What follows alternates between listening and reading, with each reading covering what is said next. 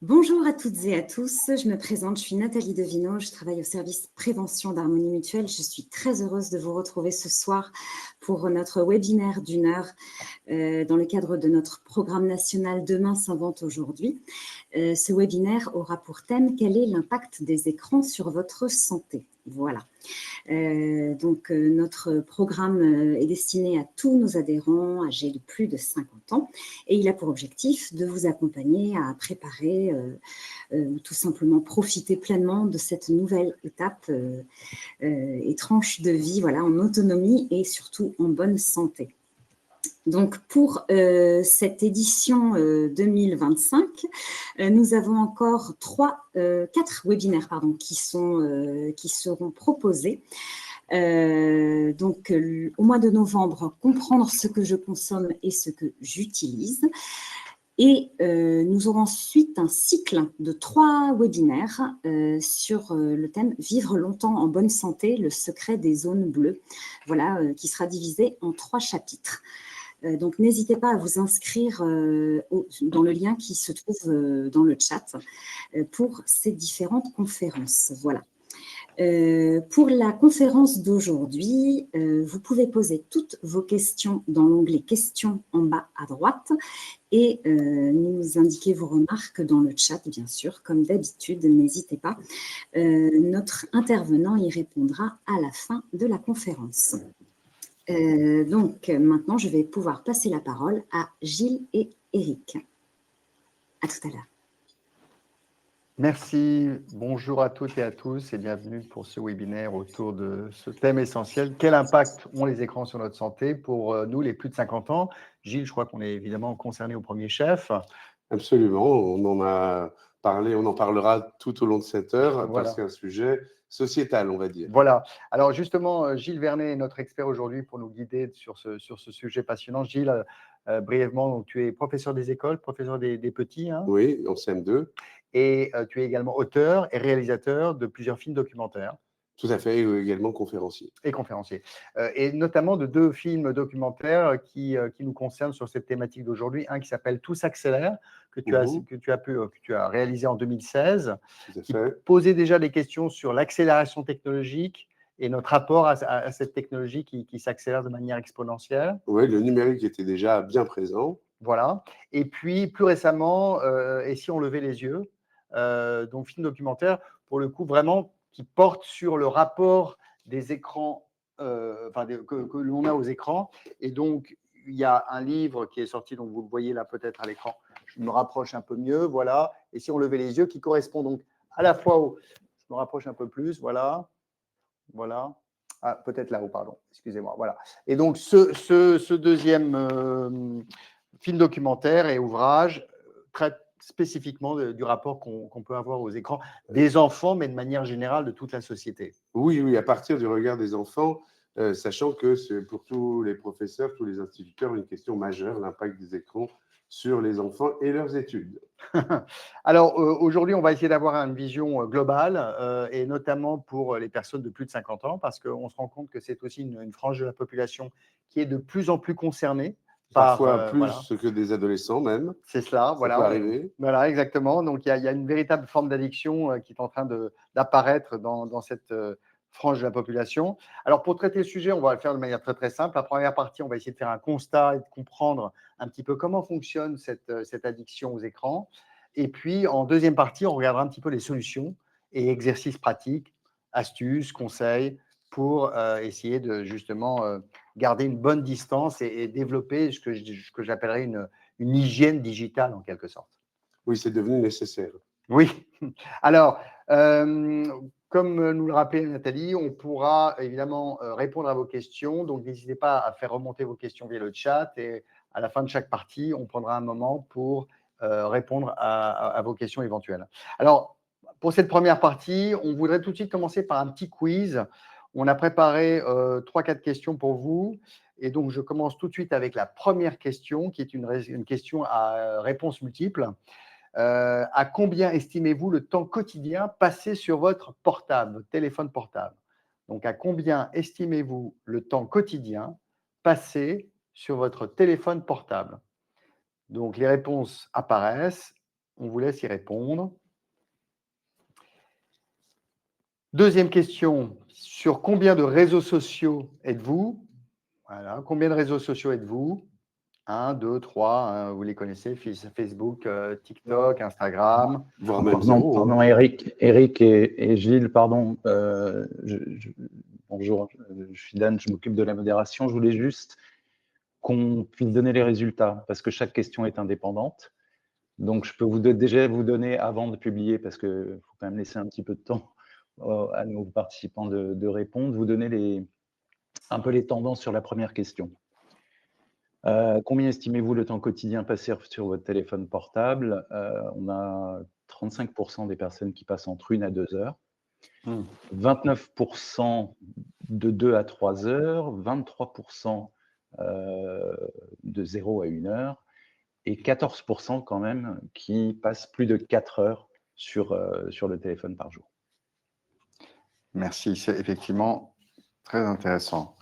14%, hein, donc ça c'est quand même… Oui, je trouve ça finalement plutôt non, mais rassurant qu'il y ait que… Parce qu'il y a des personnes qui peuvent être complètement pris et passer 5 heures, 6 heures. Chez les adolescents, c'est ce qu'on voit. Donc c'est rassurant qu'il n'y ait qu'une partie quand même limitée, même si ça témoigne du fait qu'on y passe beaucoup de temps. Parce que déjà 2 heures ou 3 heures, c'est beaucoup. Très bien. Donc, la deuxième question, c'est combien de réseaux sociaux, sur combien de réseaux sociaux êtes-vous? Donc, 1, 2, 3. Voilà, donc réponse assez facile. Sur combien de réseaux sociaux êtes-vous? Et Dan, peut-être nous donner tout de suite les réponses, ou bien on voudrait y revenir après. Alors, les réponses arrivent progressivement. Hein. C'est encore une fois juste des tendances. Vous êtes pas loin de 20 pour 20, 21% même à ne pas être présent sur les réseaux sociaux, ce qui est intéressant. 38% sur un seul réseau, 28% sur 2, 11% sur 3 et 1% sur 4 réseaux ou plus. D'accord, donc on est effectivement un petit peu en deçà des moyennes nationales, j'ai l'impression. Estimez-vous avoir une utilisation compulsive de votre smartphone? Troisième question, estimez-vous avoir une utilisation compulsive de votre smartphone? On peut expliquer peut-être ce que c'est que compulsif, c'est-à-dire c'est qui dépasse un petit peu notre volonté, qui se répète de manière un petit peu compulsive, c'est-à-dire engagé dans quelque chose qui échappe à notre volonté. Oui, et aujourd'hui, c'est vrai que c'est l'outil lui-même, c'est le smartphone qui est l'objet d'une addiction et non pas le contenu en réalité. Absolument, oui, l'objet est une source d'addiction en lui-même. Et là, on est à peu près à 2 tiers, 1 tiers, un tiers d'entre vous qui estiment avoir une utilisation peut-être un petit peu trop conséquente de votre smartphone et 2 tiers plutôt non. Très bien. Et puis, dernière question, est-ce que vous consultez votre smartphone le matin au réveil? C'est une des premières choses que vous faites, ou bien le soir avant de vous coucher? Donc, est-ce que vous consultez votre smartphone le matin au réveil ou le soir avant de vous coucher? Et vous allez comprendre pourquoi on vous pose cette dernière question. Donc, le matin au réveil ou le soir avant de se coucher. Et Dan, on voudrait peut-être… Alors là, on est quand même sur des chiffres assez parlants. Il n'y a que 15 ou 16% qui disent non. Mais sinon, 30% d'entre vous disent oui parfois et 55% oui régulièrement. Ah oui, donc entre les 30 et les 50%, on a 80% des répondants qui consultent le matin ou le soir. Ce serait intéressant, là, on a une petite slide à vous présenter qui montre un petit peu les chiffres à l'échelle nationale et qui montre là aussi qu'il y a une dépendance relativement importante et notamment un besoin de regarder son smartphone dès le réveil. C'est la première chose qu'on fait le réveil. Vous voyez, c'est les chiffres qui apparaissent en vert. Donc, dans les 5 premières minutes, dans les 15 premières minutes, on est déjà à 20, et dans les 30 minutes, on est déjà à 12 et 12, ouais, près de 30%, 35% qui consultent dès la première demi-heure. En bleu, c'est le soir, dernière consultation avant de se coucher. Donc, c'est intéressant de regarder un petit peu par rapport aux chiffres qu'on vient d'avoir sur cette dernière question et ces résultats qui sont des moyennes à l'échelle nationale. Et ça témoigne essentiellement du fait, c'est les stats qu'on lit, ça témoigne du fait qu'on est tous pris par ce phénomène dont on est témoin, qui est que ces outils nous prennent progressivement de plus en plus de temps. Et ça va être l'enjeu de savoir qu'est-ce qu'on fait de notre temps finalement aussi. Oui. Alors justement,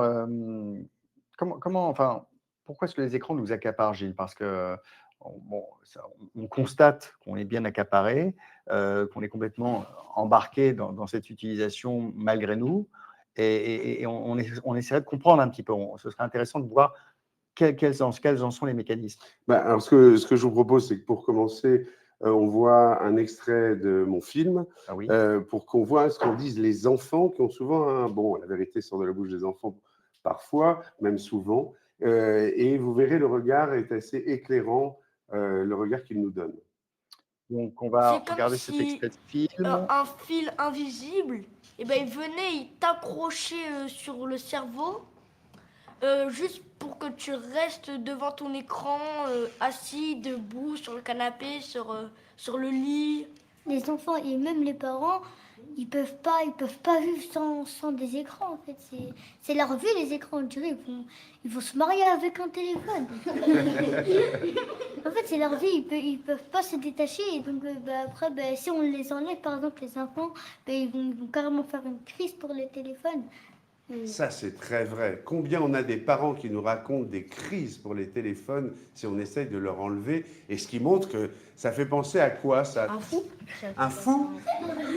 Ah oui, toi tu dis comment? Un psychopathe. Un psychopathe! Un psychopathe! Non mais, et moi je trouve c'est son analyse, et c'est vrai que ça pose une question sur ce qui se passe dans notre cerveau. C'est comme les papillons de nuit, ils sont attirés par la lumière, et nous on est attirés par la télé, par les écrans. T'as le réflexe en fait, tu vois une lumière en plus, elle va sauter à tes yeux, tu vas le regarder direct par réflexe. Je sais pourquoi j'ai passé beaucoup d'heures d'écran par jour. En fait, ma soeur, elle veut jamais jouer avec moi parce que à chaque fois, quand je lui pose une question, elle me fait quoi. Mes parents, eux, ils travaillent. Le week-end, eux, ils ont jamais le temps. En fait, ma mère, hier, elle parlait de son travail et elle est dentiste. Et c'est pas quelques minutes, elle est sur son téléphone. Je lui dis, mais ton téléphone, c'est comme une carie en fait. C'est une carie au cerveau, c'est tout. L'écran est problématique quand il fait écran à la relation, quand il fait écran au lien. Ça nous met dans une bulle, et quand on bouge, la bulle, elle vient avec nous. Nous, comme on nous avait dit de regarder C'est pas sorcier pour l'histoire, moi, je suis allée sur YouTube. Sauf qu'en fait, la dernière fois, j'étais en train de regarder des shorts. Du coup, ça m'a mis directement sur des shorts. Et je suis tombée sur un short bien. Du coup, j'ai défilé et j'ai pas eu le temps de regarder C'est pas sorcier. Faut que tu te rappelles quand tu fais ça, que tu es le dindon de la farce, le jouet des algorithmes. Ils sont là, je suis content, Sophia, elle vient de passer 1h30 sur les shorts. Là, je suis content, je fais plein d'argent. Et c'est toi qui as perdu ton temps.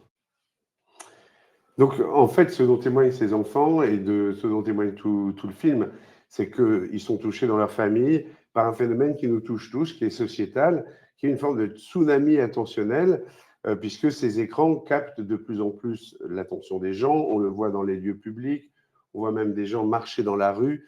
Et aujourd'hui, ça pose diverses questions. Alors, la clé, c'est d'abord de comprendre pourquoi, comment ça se passe pour pouvoir lutter éventuellement contre le processus dont on est l'objet.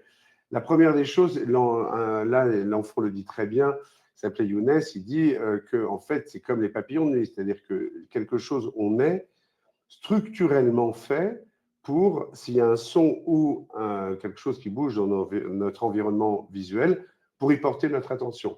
Parce que ça peut être une proie, ou dans les anciens temps, ou ou un prédateur. Et il est absolument nécessaire pour la survie de regarder. Quand on a un écran dans notre horizon visuel, automatiquement notre regard sera capté. L'autre dimension qui fait qu'on est de plus en plus sur ces écrans, c'est leur utilité d'une certaine manière. C'est-à-dire que de plus en plus de choses passent par ces écrans. On prend ses billets de train, on va prendre des billets d'avion, regarder la météo. Il y a une multiplicité de fonctionnalités. Et vient s'ajouter à ça, et là c'est peut-être tout le problème, particulièrement pour les gens qui travaillent, une démultiplication des communications. On est de plus en plus, tous autant qu'on est, à s'échanger de plus en plus de messages, et ces communications prennent du temps. Quand bien même on ne serait même pas sur les réseaux, rien que ça peut nous accaparer. Il y a une démultiplication exponentielle des communications, mais il y a aussi une démultiplication exponentielle de l'information à disposition. Et on le verra, c'est incommensurable, toute cette information qu'il y a dans le monde, mais on est aussi câblé pour vouloir être au courant de tout. Et ce qui est un problème quand on peut passer sa vie, en fait, à regarder les informations diverses et variées. Ensuite, il y a un phénomène d'habituation, c'est celui du fait que notre smartphone servant tellement souvent nous servant à quelque chose tellement souvent dans la journée, on est habitué à le sortir et même dans des moments d'attente, on va le sortir mécaniquement. Aristote disait qu'on est ce que nous faisons, nous sommes ce que nous faisons de manière répétée. Et on s'aperçoit que si on y prête attention, de temps en temps, on fait des choses très machinalement en la matière. C'est aussi, il faut être honnête, pour tout le monde, un moyen de combler la peur du vide, de l'ennui ou de la solitude, avec des bons aspects, et puis des moins bons. Mais pour finir, et on en parlera peut-être plus avant après, il faut vraiment souligner que ces dernières années, les technologies persuasives, c'est-à-dire qui vont générer un comportement addictif de notre part, à tous, ont été démultipliées par des ingénieurs brillantissimes, payés des fortunes, qui utilisent toutes leurs connaissances sur le fonctionnement du cerveau pour rendre les utilisateurs le plus engagés possible, c'est-à-dire le plus accaparés possible par ces outils.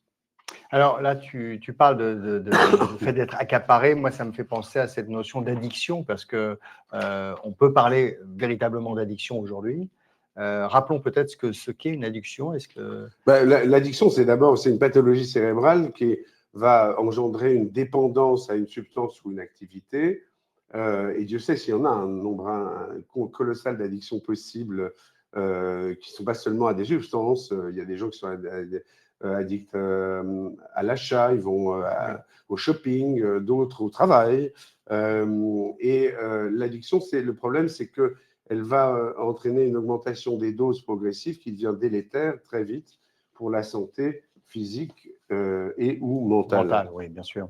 Alors justement, d'un point de vue plus neuroscientifique, comment ça fonctionne cette addiction ou cette influence extrêmement puissante des écrans sur nos cerveaux? Alors bon, la substance clé, on l'entend beaucoup, c'est la dopamine. C'est celle sur laquelle jouent tous les systèmes de récompense des réseaux, des jeux vidéo. Oui.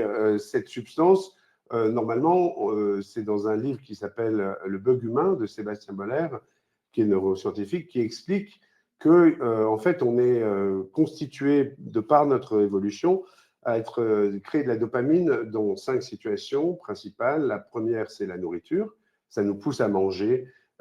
C'est bon quand c'est pas excessif. C'est bon pour la perpétuation de l'espèce, qu'elle se nourrisse bien. Évidemment, la sexualité, c'est la reproduction de l'espèce. Mais il y a aussi, moins connu, la recherche d'informations. C'est-à-dire qu'en fait, trouver des informations dans l'environnement nous donne une satisfaction. Et de facto, ça nous permettra sans doute de survivre plus, ou ça permettait à nos ancêtres de survivre plus.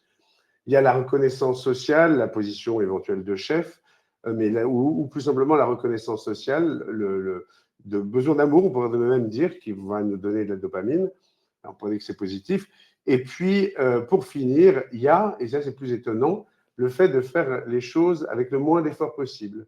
En fait, on a un sentiment de récompense quand on peut faire les choses avec le moindre effort possible, et ça doit nous faire réfléchir par rapport à toute cette économie de la paresse, c'est comme le nom qu'on donne aux États-Unis la lazy economy, où on peut tout faire depuis son canapé finalement maintenant, si on y prend garde. Donc ça, c'est le principe, c'est que c'est les outils, pour expliquer comment, je vais expliquer comment, jouent sur tous ces points de notre psyché, de notre nature, on pourrait dire, pour créer une dopamine de synthèse. On pourrait dire que c'est une dopamine de synthèse. La dopamine naturelle devant un bon repas, pas de problème. Mais on a la même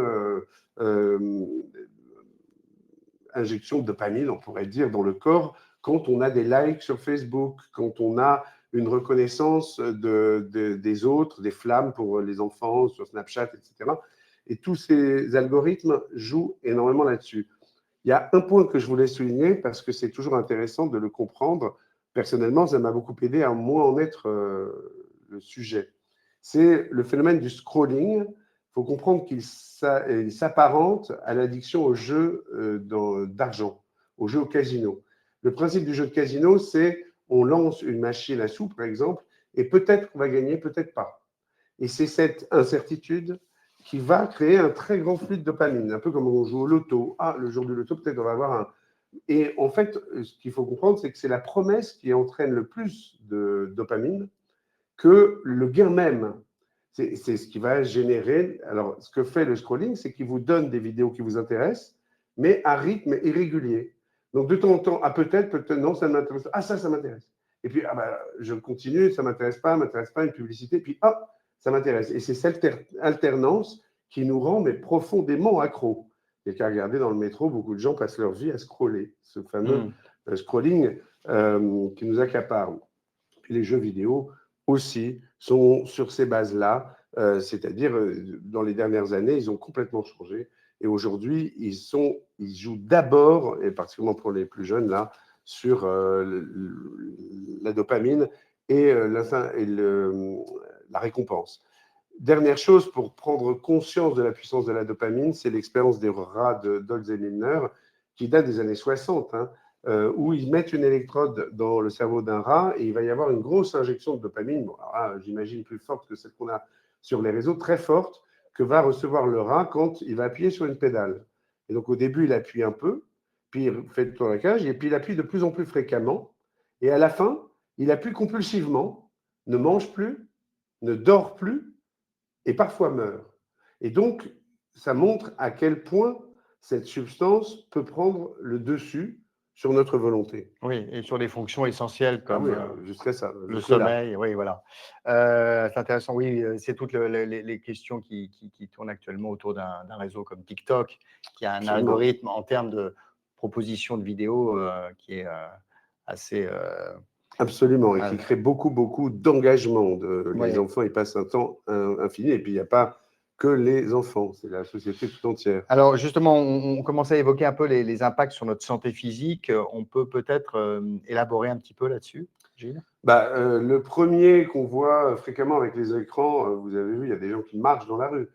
Les zombies, comment ils appellent ? Comment ? Les zombies. Ah, les zombies, pour voilà. zombies, zombies et smartphone, voilà. Et là, en l'occurrence, c'est un peu l'évidence, mais le risque de chute est largement accru puisqu'on ne maîtrise plus exactement là où on va avec le regard. Et Dieu sait si avec l'âge aidant, on sait tout ça, on est aussi concerné, les risques de chute sont accrus. Évidemment, c'est une donnée essentielle par exemple aux États-Unis, mais le surpoids est lié évidemment à la sédentarité et le fait qu'on passe de plus en plus de temps assis avec la médiation de l'écran pour avoir notre rapport au monde, fait qu'on fait beaucoup moins d'exercice physique avec des conséquences non seulement en termes de surpoids éventuel, mais de santé physique tout simplement. C'est-à-dire que c'est par l'exercice quand même qu'on maintient une bonne santé et ces écrans sont finalement un peu l'ennemi du fait d'aller marcher, d'aller dehors, etc. Et puis, pour finalement parler des conséquences cardiaques, le cœur, c'est un muscle et si on ne l'entraîne pas assez, là encore, cette sédentarité peut être préjudiciable à notre santé physique. Oui, très bien. On parle de santé physique et d'impact sur la santé physique qui nous paraissent assez évidents. Et on y reviendra notamment sur les les risques de chute, parce que ça, c'est vrai que c'est un élément important. Il y a aussi tout l'impact sur la santé mentale. Chez les jeunes, mais pas uniquement, hein, chez les personnes aussi plus avancées en âge. Absolument. Alors, une des clés, c'est vrai que les adolescents sont un modèle du mal que peuvent faire les réseaux. Réellement, là, j'étais à une intervention avec une avocate qui racontait ce qui peut se passer dans les cas graves. On se rend compte que, ça c'est un des points clés, les réseaux n'ont aucune morale. Donc, votre état de santé psychique, vous, moi, ils n'en ont absolument rien à faire. Ce n'est pas leur sujet. Leur sujet, c'est votre engagement, c'est-à-dire la manière dont vous allez y passer le plus de temps possible. Donc, les conséquences de ce temps accaparé, c'est une absence de pause psychique, de phase de régénération, d'ennui, de respiration, où l'esprit peut-être divague, ou même si on même lire, qui est une phase de pause psychique aussi. Il y en a moins, puisque les écrans prennent le temps. Il y a évidemment les moindres capacités attentionnelles, voire mémorielles, mais surtout attentionnelles parce qu'on est soumis à des contenus rapides, chocs, et que finalement, la concentration longue devient on y est de moins en moins habitué. On voit que certains films nous paraissent trop lents, qu'on a peut-être plus de mal à lire parce que c'est une activité lente qui nécessite concentration et attention. Ensuite, il y a ça, je pense que c'est fondamental, et en particulier dans le rôle des seniors vis-à-vis des jeunes générations, il y a un risque d'isolement. Simplement, on croit qu'on est en communication avec le monde, mais enfin, on est en communication avec des réseaux. Et on peut perdre du lien amical, du lien familial, qui est fondamentalement une des grandes sources, non seulement de bien-être, mais aussi de longévité. C'est une étude d'Harvard qui est très connue, qui était sur une très très longue durée et des dizaines de familles, et qui montrait qu'un des facteurs de longévité numéro 1, c'est les relations sociales nourries et satisfaisantes, on pourrait dire. Autre point important qu'il faut comprendre, alors ça dépend des gens, mais il y a beaucoup de culpabilité par rapport à ces outils. C'est-à-dire on se sent coupable d'en être l'objet, de se faire avoir en quelque sorte, mais cette culpabilité est souvent contre-productive. C'est un peu dans le buveur dans Le Petit Prince qui dit, le Petit Prince lui demande pourquoi il boit, et il dit, mais pour oublier. Il dit, pour oublier quoi? Que j'ai honte. Mais honte de quoi? Honte de boire. Et ce type de cercle vicieux lié aussi à la culpabilité, il faut s'en méfier aussi, puisque c'est une forme d'addiction, une certaine forme d'addiction, il faut s'en méfier avec les réseaux. Deux derniers points, la bulle informationnelle dans laquelle ça nous enferme. On est dans des certitudes, et nos certitudes vont être sans arrêt corroborées.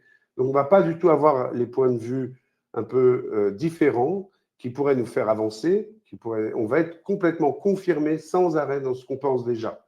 Et ce qui fait que aussi la société se clive, que même dans des familles, on l'a vu pendant le Covid, selon le fil d'information, les choses peuvent se cliver dramatiquement. Ouais. C'est un des impacts très négatifs des réseaux aujourd'hui reconnus, c'est-à-dire qu'ils jouent beaucoup sur la colère, l'indignation et la peur, parce que ça marche, ça capte l'attention et ça nous renforce peut-être dans des tensions.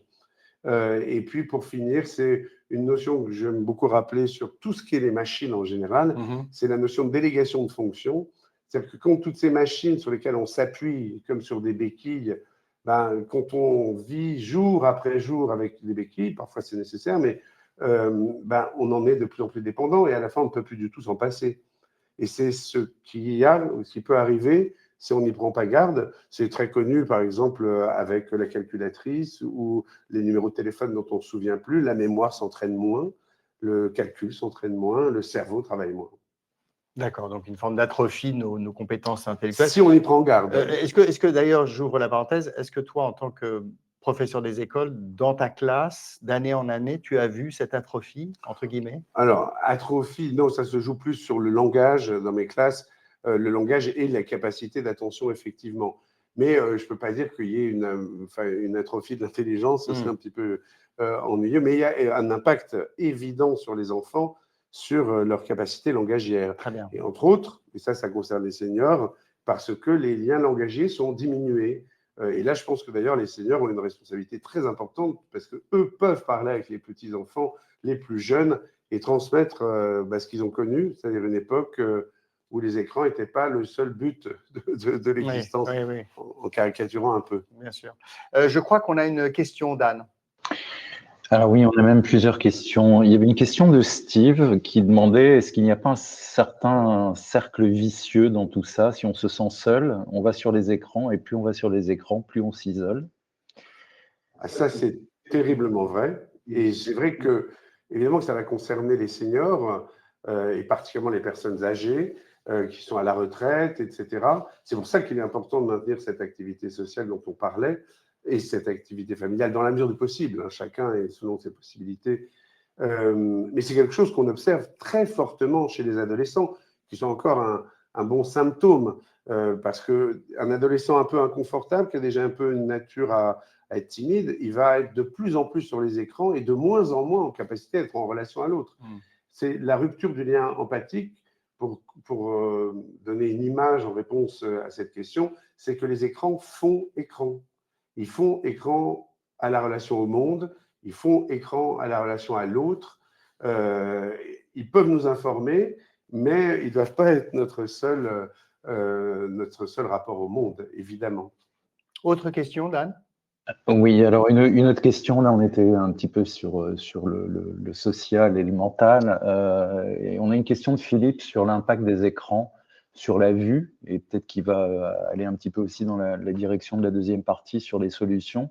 À partir de quel seuil ou combien d'heures est-ce à risque de passer, enfin pour les yeux, de passer tant de temps devant les écrans, et comment s'en prémunir ou diminuer les risques?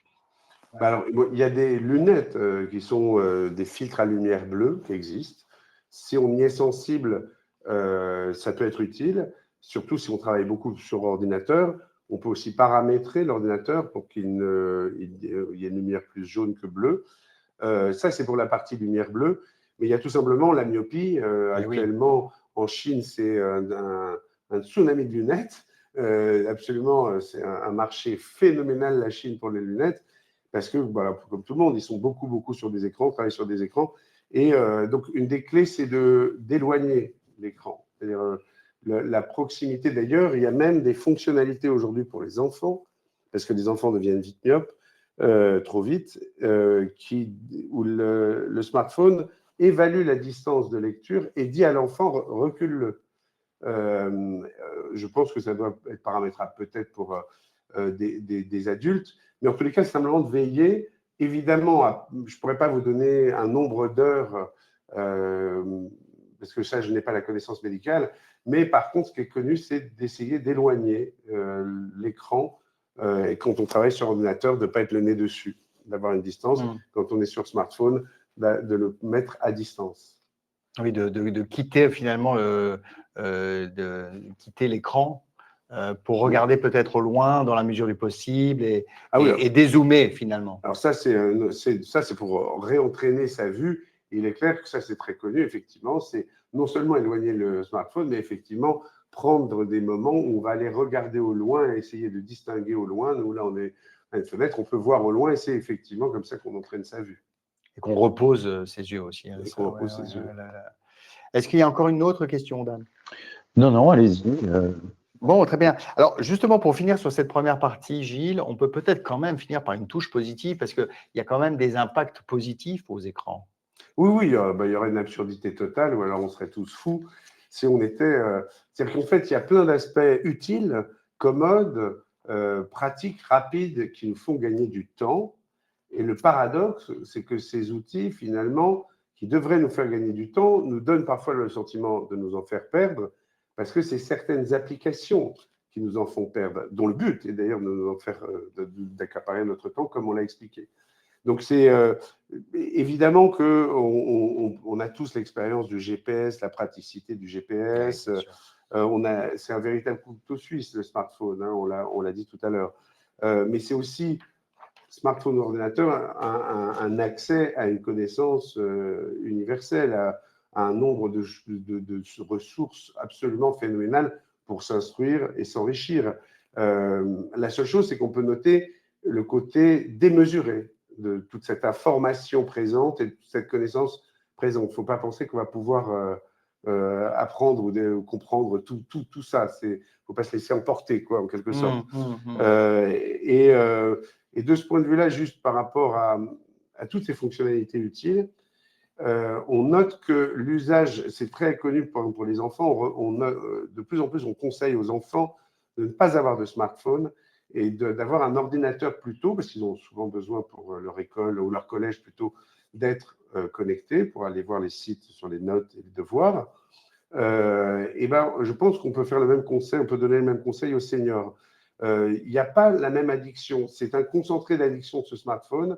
Il y a ce qu'on appelle le color design, il y a des couleurs qui font que notre pouce va bouger sans même qu'on le maîtrise, d'une certaine manière. L'ordinateur, il y a plus de frottement. C'est un peu plus compliqué. D'abord, c'est un endroit fixe en général, on peut le déplacer, mais on ne peut pas se balader dans la rue avec. Et donc, on recommande de plus en plus d'avoir accès à Internet et aux applications, et au réseau en particulier, via l'ordinateur, plutôt que via le smartphone, qui est un vrai fil à la patte. Très bien. Ça nous amène donc à la deuxième partie de ce webinaire sur les exercices, les conseils, les astuces. On a un petit quiz à nouveau à vous soumettre. Donc, la première question, avez-vous tendance à consulter votre smartphone ou votre ordinateur en faisant autre chose? Voilà. Est-ce que vous avez tendance à consulter votre smartphone ou ordinateur en faisant autre chose? Le fameux multitâche. Et donc, Dan, on vous laisse peut-être nous faire remonter les informations, ou les réponses, en l'occurrence. Et est-ce que je pose la deuxième question en attendant? Et si oui, pensez-vous que cela puisse vous mettre en danger? Donc, si c'est le cas, pensez-vous que cela puisse vous mettre en danger? Alors, attendez 2 petites secondes. Pardon, j'ai lancé la question un petit peu tard. Avez-vous tendance à consulter votre smartphone ou votre ordinateur en faisant autre chose? On est à peu près à... Ça change tout le temps. Donc, on est 57% à faire autre chose. Voilà, et 43% à ne pas faire autre chose. Et je vais publier la deuxième question. Quelle était la question, Eric? Et donc, et si oui, si c'est le cas, est-ce que vous pensez que ça vous mette en danger? Ça puisse vous mettre en danger.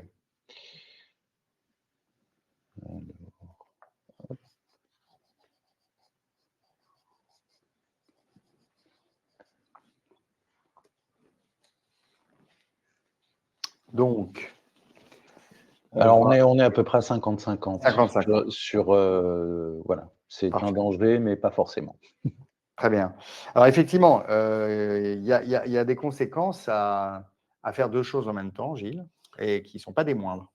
Oui. Alors, les conséquences moindres, on pourrait dire, mais quand même gênantes, c'est qu'en fait, il y a une perte d'information quasi systématique, surtout quand on fait 2 choses qui mettent les mêmes sens en jeu en même temps.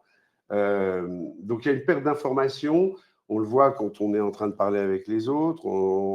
Il y a une perte de temps, fondamentalement, parce qu'on doit revenir pour réentendre ou relire le message, si on lit un message en même temps qu'on fait autre chose.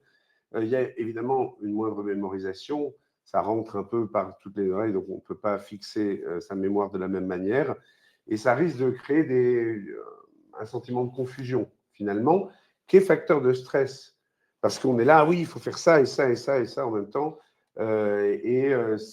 aujourd'hui, avec toutes ces communications qui arrivent en permanence, qui interrompent nos activités diverses et variées, si on se laisse interrompre sans cesse, en fait, c'est les gens qui regardent leur SMS parce qu'ils viennent d'en recevoir dans la voiture.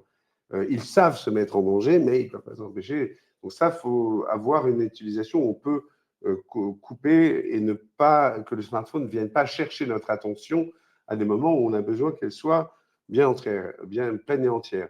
Et puis surtout, je pense que pour les seniors, parce que c'est arrivé à ma tante, il faut faire attention au risque de chute. C'est-à-dire que là, on marche, un message, on ne fait pas attention, et la chute, c'est peut-être c'est un des accidents les plus courants en France. Et pour les seniors, ça a des conséquences qui peuvent être vraiment gênantes. Donc, pour le coup, l'utilisation du smartphone, et entre autres parce qu'il mobilise la vue, qui est un des principaux, avec les oreilles internes, un moyen de nous équilibrer, pose vraiment un réel danger tout simple, quoi, on pourrait dire. Oui, tout à fait. D'ailleurs, pour Parce son qu'après, combat… on regrette. Hein. Pardon? Parce qu'après, on regrette. Ah oui, ça peut avoir vraiment des conséquences dramatiques passé 50 ans. Et il y a d'ailleurs un test qu'on peut se mettre en équilibre. On ne va peut-être pas le faire maintenant parce qu'il est un peu dangereux, mais on peut se mettre en équilibre sur une jambe, sur un pied. Et puis, vous essayez de rester en équilibre. Donc, on arrive plus ou moins à être en équilibre sur une jambe en ayant justement son attention centrée, focalisée sur un point à 1 ou 2 mètres devant nous. Et si on prend notre smartphone à ce moment-là et qu'on commence à consulter nos messages ou des SMS, tout de suite, on perd l'équilibre. On tangue. Il ne Ouais, faut pas parce le faire, que… justement, mais c'est quand on le fait faire à n'importe qui, c'est très frappant de voir à la vitesse à laquelle on commence à tanguer. Oui. Donc, c'est indiscutable et c'est important d'en prendre conscience pour éviter une des sources d'inconfort les plus grandes des personnes âgées. Oui, bien sûr. Hein, les chutes, quand même, concernent plusieurs millions de personnes. 2 millions de personnes par an en France. Ah oui, de plus de 50 ans, plus de 60 ans. De plus de 50 ans. Ah oui, c'est ça. Depuis 65 ans. Ah oui, c'est ça, plus de 65 ans. Donc, c'est considérable. Ouais. Et une personne sur 2 va chuter dans l'année. Oui, énorme, pour ça, facteur avec des conséquences. Voilà. Donc, effectivement, le smartphone accapare la vue, qui est un des sens primordiaux pour maintenir un bon équilibre. Je crois qu'on a une question, Dan. On a beaucoup de questions, mais je vais plutôt en prendre une qui est justement sur l'impossibilité de faire du multitâche. Et je pense que c'est cet exemple dont tu parles, Eric, qui est effectivement très parlant. Si tu veux bien faire l'exercice, parce que ça prend vraiment 15 secondes de se mettre debout avec le téléphone, si tu peux, parce que on est dans cette question d'Hervé qui dit n'est-il pas impossible de se concentrer sur 2 tâches à la fois? Alors, il nous donne comme exemple lire et écouter la radio, par exemple. Mais effectivement, le téléphone, qui est quand même un écran, lui accapare 100% de notre attention. Gilles, tu veux peut-être… Oui, non, mais je pense qu'on en a tous le sentiment. Il y a des activités qu'on peut faire en même temps. Je donnais l'exemple de la musique. Hein. La musique, d'ailleurs, est quelque chose qui peut beaucoup apaiser et nous permettre de lire. Tout le monde a fait l'expérience de lire en écoutant de la musique. Ou cuisiner. Ou de cuisiner. Donc là, ça ne pose pas de problème. Mais effectivement, le smartphone est ultra accaparant. Le son, l'image, tout ça dans la main. Et donc, c'est l'ennemi, je dirais, de la mobilité. Et malheureusement, on voit de plus en plus de gens. Et à Paris, il y a des accidents. Par exemple, juste pour la petite histoire, au Japon, dans les grands carrefours de Tokyo, ils ont mis la signalisation au sol parce que les gens avaient des gros accidents parce qu'ils ne voyaient pas, ils ne faisaient pas attention à la signalisation en hauteur. Donc, c'est vraiment une mutation et je pense que les seniors doivent être conscients qu'eux, particulièrement, on dirait comme tout le monde, mais particulièrement eux, doivent faire attention à ça. Oui, bien sûr. Je ne sais pas si on peut me voir à l'écran. Si je me mets comme ça. Alors, l'idée, c'est juste pour vous montrer. Alors, je ne sais pas si on me voit là. Donc, si je me mets sur un pied, par exemple, sur le pied gauche, qui n'est pas mon pied habituel, donc là, je prends un point de centration devant moi pour rester droit et j'y arrive plutôt pas mal, on va dire, sur un seul pied. Mais si je décide voilà, tout de suite, je perds mon équilibre. Dès que je commence à regarder mon smartphone, voilà, je perds l'équilibre. Donc, le test est flagrant. Hein. C'est vraiment, on voit bien que la vue est un des sens essentiels. Ça paraît évident, hein, c'est une logique implacable, mais c'est toujours bon de le rappeler. Absolument. Alors, l'équilibre, c'est important de le développer, évidemment, à tout âge et particulièrement peut-être justement en tant que senior pour éviter ces chutes. Et pour ça, on va peut-être montrer l'exercice des 7 cercles. Ah oui, parce que entraîner tout ce qui va favoriser notre équilibre, c'est souhaitable. Oui. Et c'est très simple. Et en plus, ça s'associe à la respiration. Ça, c'est une activité qui se fait sans smartphone. Voilà. Alors, on va vous proposer donc une petite séquence d'exercices. Alors, je reste assis, je me mets debout peut-être. Oui, peut-être. Alors, pas assis parce qu'en fait, on va passer en revue les premiers. Voilà. Donc, on commence par les poignets. Les poignets. Alors, les poignets, donc, pouce à l'intérieur, on ferme les mains sur les pouces. Et là, à l'inspire, on tourne dans un sens, donc en gonflant le ventre pour avoir une bonne inspire. Et quand on a fini à l'expire, on part dans l'autre sens. Et là, on n'aura pas le temps, mais vous pouvez répéter cet exercice 3 fois. 3 inspirations, expirations. on sent que ça craque. Hein, Voilà, ça réveille. réveille les articulations. On va faire ça avec le coude maintenant. Là, il faut passer en dessous de la main. Tout ça à l'inspire, doucement. Et à l'expire, voilà.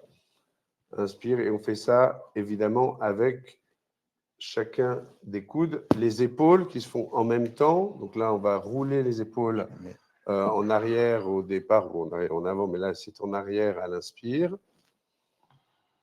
Et à l'expire, on va repartir dans l'autre sens, d'arrière en avant. Là, on fait rouler les articulations, on les réactive et on gagne en mobilité. Ensuite, la nuque où il va falloir faire attention à ne pas le faire trop vite, pas trop fort. Dans un sens, on tourne. Effectivement, les yeux fermés pour être pleinement à ce qu'on fait. Et dans l'autre sens, à l'expire, on va dans l'autre sens. Ça apporte beaucoup de relaxation et de bien-être. Ouais, très agréable. Ça nous coupe justement de cette vie trépidante qu'imposée par les écrans. Ensuite, les hanches, le hula hoop, parce que ça, je pense que les générations seniors l'ont connu. Donc, ça leur parle. Quand je fais ça avec les élèves, ça ne leur parle pas nécessairement. Voilà, dans un sens, et puis dans l'autre, à l'expire. Et à chaque fois, on peut répéter ça 3 fois pour chaque articulation. Les genoux, donc là, on peut rester debout. Et là, c'est peut-être le mouvement le moins simple. Voilà, on va tourner dans un sens, puis repartir dans l'autre en faisant jouer l'articulation latéralement et verticalement. Ok. Voilà. Et puis on peut pour finir par les chevilles. Chevilles, on peut un classique, Voilà, c'est-à-dire faire. On peut enlever les chaussures en l'occurrence. Hein, Oui, non, on va pas le faire là, on n'a pas le temps. Je ne sais pas si on a le temps. Ah oui, on n'a pas le temps, c'est vrai. Mais bon, très rapidement, voilà, dans un sens et dans l'autre. Ça, on ne le rappelle pas assez, mais c'est vrai que la voûte plantaire est quand même à la base très importante. Alors ensuite, je vois, hein, c'est toujours la question du temps, donc il y a juste je souhaitais partager d'autres solutions qui, là, sont des solutions un petit peu pratiques par rapport à tout ça. C'est de prendre régulièrement l'habitude de retourner son smartphone et de le mettre en mode silencieux, ce qui évite, on l'a dit, d'être soumis au flux de communication et à la tentation qu'il constitue déjà en lui-même. On l'a dit, ne pas cumuler les tâches qui mobilisent le même sens, et puis sanctuariser des moments où vous allez être vraiment dans une activité qui n'a rien à voir avec les écrans, qui fait sens pour elle-même, cuisiner, jardiner, jouer du piano, chacun a ses activités, et c'est des activités qui vous ramènent d'une certaine manière, qui vous recentrent et favorisent une distanciation par rapport aux écrans. Très bien. Alors justement là-dessus, on voulait peut-être proposer un exercice de respiration consciente par rapport à l'écoute, parce qu'on se rend compte que, comme tu le disais tout à l'heure, les écrans font écran à la relation et font écran à la capacité d'écouter l'autre et d'être avec l'autre. Alors dans mon film qui est disponible sur YouTube ou sur Public Sénat, que vous pouvez regarder avec vos petits-enfants, parce que c'est aussi un moyen de parler ensemble de cet impact qu'on vit tous des écrans, on a ces enfants qui se plaignent de ne pas être écoutés, que les parents sont absents. Et de plus en plus, c'est vrai qu'on peut avoir des conversations avec des gens qui sont en même temps, vont s'interrompre, tout en vous écoutant, soi-disant. Et il faut convenir du fait que l'impression, en plus, est d'un point de vue humain assez désagréable. Mais en plus de ça, on l'a dit, on perd beaucoup d'informations, on coupe le lien empathique et toute la communication non verbale nous échappe. D'ailleurs, on a une question, encore un dernier petit quiz là-dessus. Première question, donc, avez-vous tendance à consulter votre smartphone tout en vous adressant à quelqu'un dans votre entourage? Donc ça, c'est une première question. Ce serait intéressant d'avoir votre réponse là-dessus. Et la deuxième question, c'est pensez-vous que cette habitude peut avoir un impact sur la qualité de votre relation avec cette autre personne ou avec votre entourage de manière générale? Donc, avez-vous tendance à effectivement consulter votre smartphone? Première question. Et deux, si oui, pensez-vous que ça peut avoir un impact sur la qualité de la relation? On attend que Dan nous donne quelques réponses, mais effectivement, on sait que ça a un impact sur la relation. Et ça se note, je l'ai dit, avec les enfants qui sont témoins de ça et qui en souffrent. Il y a une très bonne chanson d'ailleurs de Aldebert, des chanteurs Aldebert, qui est « Écran, rendez-nous nos parents ». Parce qu'ils sont accaparés, mais ça se joue aussi dans le monde du travail et dans le monde dans la famille, où la communication est interrompue, voire coupée à cause de ces écrans, et avec de moindres échanges langagiers qui sont en l'occurrence dommageables pour les plus jeunes, parce qu'ils entendent moins de langage. Ça, c'est pour les seniors, dans tout le rôle qu'ils peuvent avoir pour communiquer du langage avec leurs petits-enfants. Ça ne se fait pas avec un écran dans les mains. Et je pense que tout le monde, on le sait tous très bien. Dan? Alors oui, donc 54% des participants ont tendance à consulter leur smartphone en faisant autre chose. Et sur l'impact, pensez-vous que cette habitude de consulter votre smartphone peut avoir un impact sur la qualité de votre relation aux autres? Bien sûr, grosse majorité, 82% disent oui. Ah, oui, donc on en est conscient, mais malgré cela, quand même, la moitié d'entre nous le font. Hein, donc ça montre quand même… ça montre que souvent, le portable est plus le maître que nous sommes le maître du portable. Mais on en est tous là, j'ai envie de dire. Alors, l'important, c'est de savoir, d'avoir des outils pour pouvoir se reconnecter à l'autre quand on le souhaite, en prenant conscience de l'importance de cette communication. Et donc, l'idée, c'est, on a un acronyme qui est STOP, mais c'est d'abord de s'arrêter, c'est-à-dire de se dire « j'arrête, je pose le portable, on est en train de me parler, je prends un temps de respiration, tout en écoutant, qui va me recentrer, et j'observe l'autre. Le regard est absolument clé dans la communication. J'observe et j'écoute, évidemment. Et puis, ça me permet ensuite d'être pleinement, de poursuivre la conversation, d'être véritablement dans le rapport à l'autre et à mon environnement. Cette technique du stop, c'est-à-dire je m'arrête, je respire, j'observe, est très utile, et en particulier quand on veut avoir une communication de qualité. Très bien.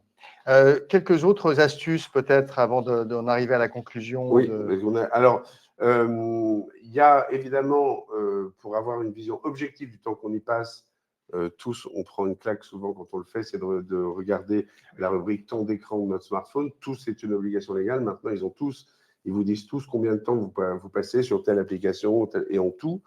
Donc, ça permet là d'avoir une attitude responsable, d'avoir un peu une prise de conscience du temps qui nous est éventuellement volé, mais parfois, évidemment, qu'on utilise bien, parce que c'est aussi des outils pratiques. Utiliser le mode silencieux, on l'a dit, ou le mode concentration, dès qu'on fait une activité à laquelle on veut consacrer notre pleine conscience, notre pleine énergie, on est beaucoup plus créatif et productif quand on laisse le portable et on y revient après. Personne ne va il va pas y avoir, le monde ne va pas s'arrêter de tourner parce que pendant une heure, on a laissé notre portable de côté, évidemment. Utiliser les limitateurs de temps, c'est que là, on est en proie à des phénomènes tellement addictifs que utiliser la technologie pour nous aider à y faire face, c'est souvent pas idiot. Et donc, si vous avez, je donne un exemple pour ce qui me concerne, Facebook m'accaparait, je trouvais trop de temps, peut-être à peu près 1 heure par jour, parce que j'ai passé trop de temps, je me faisais avoir, et j'ai mis un limiteur à 20 minutes. Et donc, en fait, on voit ce qu'il y a à voir sur le réseau, et le smartphone lui-même vous dit il est temps d'arrêter. Donc, ça fait un petit rappel. Reléguer les applications addictives, si vous avez vraiment des jeux ou des réseaux que vous avez tendance à consulter un peu mécaniquement, il faut les enlever de l'écran d'accueil du smartphone, les mettre dans des écrans plus compliqués à atteindre, qui vont nécessiter une action non automatique de votre part. Un secret, alors j'ai pas mon smartphone, mais celui-là, franchement, je me suis remis parce que je fais des conférences beaucoup, et depuis un mois où j'en ai reparlé en conférence, l'été, je l'avais enlevé, c'est le mode noir et blanc. vous mettez, alors je crois que vous aurez une ressource qui vous dira comment il est possible de le faire selon le smartphone, mais vous pouvez faire cette recherche vous-même. C'est un secret incroyable pour diminuer la puissance, l'emprise de cet objet sur nous, parce qu'il y a des gens qui sont payés des fortunes dans la Silicon Valley pour faire le color design, ces couleurs sur rouge qui va attirer notre œil et mettre notre pouce appuyé sans même qu'on en ait conscience. Et puis, évidemment, ça c'est très connu depuis longtemps, supprimer les notifications, c'est-à-dire que votre téléphone ne soit pas là en train de vous dire « tu as un message, tu as un mail, tu as un truc qui arrive sur Facebook pour qu'on y aille volontairement. À ce moment-là, à partir du moment où on va regarder les messages, ben, c'est un temps qu'on consacre, on est plus maître des choses. Pour synthétiser, et ça c'est beaucoup en famille, c'est quelque chose qui concerne beaucoup les enfants, mais je le rappelle, c'est la règle des 4 pas le matin, si possible, pas tout de suite, différer un petit peu, juste un petit peu, c'est particulièrement vrai pour les enfants, pas au repas pour pouvoir communiquer, c'est en France un des moments où on aime parler, donc gardons-le, conservons-le, pas de téléphone sur la table, tout ça, pas le soir, avant de se coucher en particulier, et pas dans la chambre, pour qu'ils ne viennent pas s'immiscer jusque dans notre intimité. Très bien. Je crois qu'on a une dernière question avant la conclusion. Dan ? Alors oui, on a beaucoup de questions, mais on va juste peut-être en prendre une qui est quand même assez symptomatique et dont on n'a pas beaucoup parlé, qui est l'impact sur le sommeil, qui est quand même le grand méchant loup là aussi. Là, on a essayé de vous donner quelques bonnes pratiques et on va terminer aussi avec une généralité là-dessus. Mais sur le sommeil, est-ce que Gilles, tu as une chose où tu peux nous éclairer ? Bah, déjà, de prendre conscience que c'est le premier ennemi du sommeil. Dans mon film, il y a je rappelle que le patron de Netflix, par exemple, donc les séries et tous les films qu'on peut voir à travers cette plateforme, a dit que quand on lui disait que ça y est, il avait gagné tout le marché, il disait que s'il restait encore un concurrent, c'était le sommeil. Dans toutes les études, le critère numéro 1 d'inquiétude sur la santé, qu'elle soit cardiaque, physique, etc., c'est le sommeil. Donc là, pour le coup, c'est d'arriver à avoir, je crois qu'il n'y a pas d'autre solution pour le coup que la discipline, et qu'à partir d'une certaine heure, c'est ce qu'on fait en famille pour les plus jeunes, on se fixe, ça peut être 11 heures pour certains, mais en fait, il faut que ce soit 1h30 avant le coucher. Si vous avez pour objectif de vous coucher à 11 heures, il faut vous fixer d'arrêter le smartphone, hein. Pas nécessairement un film, mais le smartphone et sa lumière bleue 1h30 avant votre objectif de coucher. Et puis, il faut quand même rappeler cette règle de grand-mère que j'aime beaucoup, c'est que les heures avant minuit comptent double, et c'est pas faux. Oui, bien sûr. Mais c'est vrai qu'il faut rappeler que la lumière bleue des écrans rappelle la lumière du jour. Et donc, l'écran, cette fameuse lumière bleue des smartphones, elle retarde en fait la sécrétion de mélatonine, hein, qui est la fameuse hormone du sommeil. Donc, vraiment éviter avant au moins 1 heure, 1h30, et surtout au milieu de la nuit, si vous vous réveillez, hein, pour beaucoup d'entre nous, on a des réveils nocturnes, ne soyez pas tentés d'aller regarder votre smartphone et de consulter votre smartphone, parce que là, vous pouvez être sûr que le cerveau enregistre comme cette lumière bleue, l'enregistre comme le début de la journée. Et donc, vous perdez à coup sûr au moins un cycle de sommeil, soit 1 heure, 1h30, ce qui est quand même très délétère d'un point de vue santé. On peut peut-être conclure sur les points clés qu'on voulait juste partager. Souvent, on retient quelques points clés. C'était donc cette idée de l'alternance des rythmes, être avec le smartphone, ne pas être avec le smartphone, et donc sanctuariser des temps déconnectés pour se recontacter à la nature, à l'environnement et évidemment aux autres, à sa famille ou autres, à ses amis. Paramétrer ces outils numériques, utiliser la technologie pour nous aider à mieux nous servir de la technologie. Je crois qu'elle a cette fonctionnalité, du moins elle n'a pas elle obéit tout simplement. Et puis s'accorder des pauses respiratoires, des pauses de reconnexion à soi-même. Il y a une chose dont nous privent les écrans, souvent, c'est de l'ennui. Alors, je sais qu'on peut souffrir de solitude aussi, mais c'est aussi des phases très riches pour la spiritualité, pour l'intellect, que de réfléchir, des moments où on n'est pas abreuvé d'informations dont peuvent nous abreuver ces outils. Et pour conclure, j'ai aussi, pour juste dire une dernière chose en tant qu'instituteur, je voulais souligner vraiment, selon moi, le rôle fondamental des seniors vis-à-vis des plus jeunes et peut-être de leurs petits-enfants. Vous n'avez pas connu dans votre enfance ce que connaissent vos petits-enfants, ce que connaissent les jeunes, c'est-à-dire cette invasion, d'être très tôt avec ça. Et le rôle est capital pour moi socialement de montrer tout ce qu'il y a d'autre, parler. Et moi, personnellement, si je suis ici, c'est beaucoup aussi grâce à ma grand-mère, chez qui je passais tous mes mercredis. Et elle avait beau avoir la télé allumée très souvent, on parlait énormément. Donc voilà, je voulais juste rappeler ça parce que j'entends trop d'enfants, alors c'est plutôt avec les parents qu'avec les grands-parents, mais me dire que voilà, les écrans viennent couper la relation qu'ils ont. Et je pense que les seniors et les grands-parents ont un rôle capital aujourd'hui socialement. Merci Gilles, merci à vous pour votre écoute. Vous pouvez retrouver un certain nombre de liens dans le chat qui vous permettront d'avoir des solutions et avoir accès à ceux dont on vient de parler. Également, je crois où est-ce qu'on peut trouver ton film On peut le voir sur la plateforme de Public Sénat, qui est la télé ou la chaîne où il a été diffusé. Donc, il se trouve aussi sur YouTube. Et ce que vous pouvez, simplement, vous pouvez conseiller, le regarder vous-même. Et aussi, en fait, c'est un grand libérateur de la parole dans la famille. Ça a été un peu le but de ce film.